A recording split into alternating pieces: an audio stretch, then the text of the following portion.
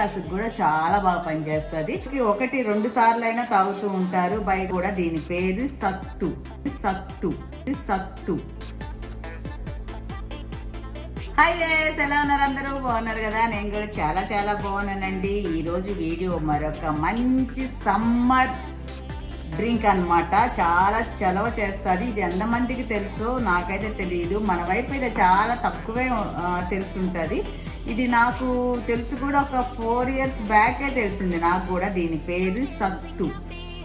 సత్తు అన్నమాట. ఇది సమ్మర్లో నార్త్ వైపు అయితే ప్రతి ఇంట్లో కంపల్సరిగా రోజుకి 1-2 సార్లు అయినా తాగుతూ ఉంటారు. పైగా మనకు నిమ్మకాయ సోడా దొరికినట్టు బయట ఇవి దొరుకుతూ ఉంటాయి అన్నమాట. అంత ఫ్రీక్వెంట్గా దొరుకుతూ ఉంటాయి.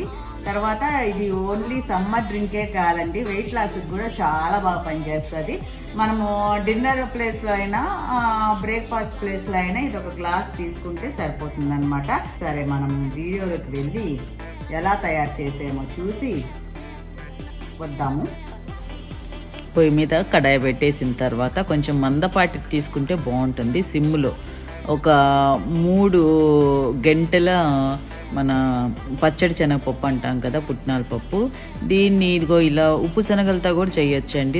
ఉప్పు శనగలు పీల్ తీసేసిన తర్వాత మొత్తం దానిపైన ఉన్నదంతా తీసేసి ఉత్తపప్పు వేయించుకోవాలి. కొంచెం దోరగా కొంచెం కలర్ చేంజ్ అయ్యే వరకు వేయించిన తర్వాత అది పక్కగా తీసేసి దాంట్లో ఒక స్పూన్ నిండా జీలకర్ర, ఒక 10 వరకు మిరియాలు, ఒక ఎండుమిర్చి, కావాలంటే కొంచెం కారం కావాలనుకున్న వాళ్ళు 2 ఎండుమిర్చి కూడా తీసుకోవచ్చు అనమాట.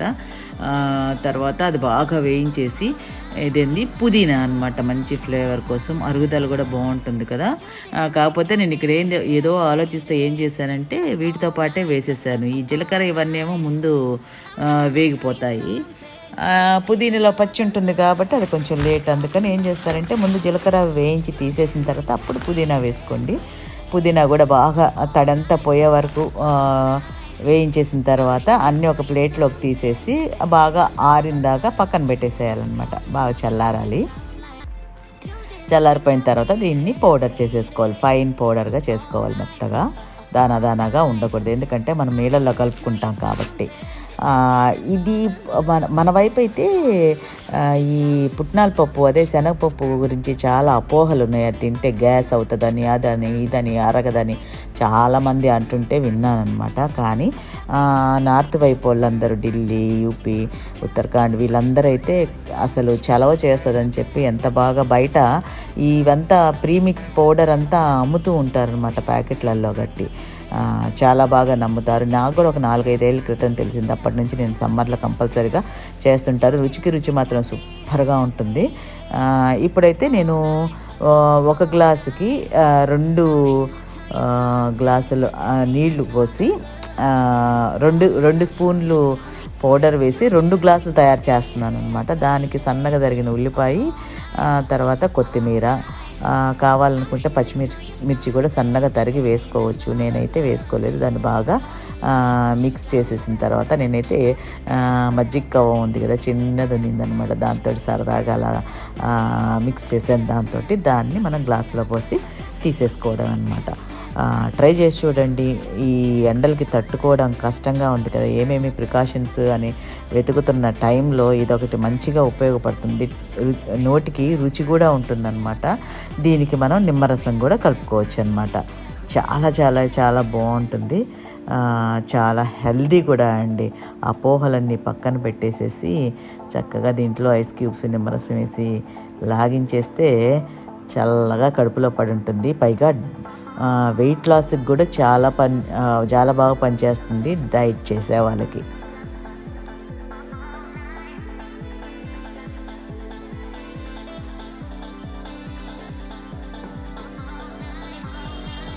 చూసారు కదండి ఎంత ఈజీగా. మరి ఇంత ఈజీ ఐటెం మనకు కళ్ళ ముందు కనిపిస్తూ ఉంటే ఎందుకు టైం వేస్ట్ చేసుకోవాలి? ఎండలు మండిపోతున్నాయి కదా, ఈ ఎండల్లో చాలా చాలా చాలా బాగా అయితే యూజ్ అవుతుంది అనమాట ప్రతి ఒక్కళ్ళకి.